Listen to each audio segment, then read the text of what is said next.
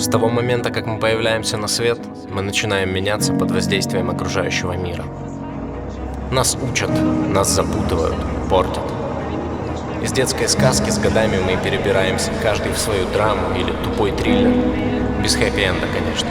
Нам лишь бы быть недовольными. Мечты подменяются глупостями. Жить правильно стыдно. Постоянно кажется, что все вокруг против нас, и мы сражаемся. Это, конечно, не так. Жизнь обычного человека сегодня специально устроена таким образом. Переживай, ненавидь, бойся. И вот этот страх, он и вешает оковы, заставляет смотреть только вниз и делает мир вокруг черным и злым.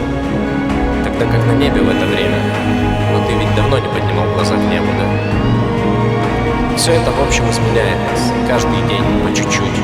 И в итоге мы оказываемся заперты внутри. Мы не мы. Но есть кое-что, что за одну секунду способно разрушить эту стену. Когда это со мной, мне стоит только закрыть глаза, и я тотчас вспоминаю верный путь. Такой простой, близкий, неоспоримый. Это путь чести, путь любви, правды. Путь, на котором у тебя нет врагов, ведь все такие же, как и ты. Мир — это просто отражение тебя. Помогай, и будут помогать тебе. Люби, и будут любить тебя. Это ж так просто.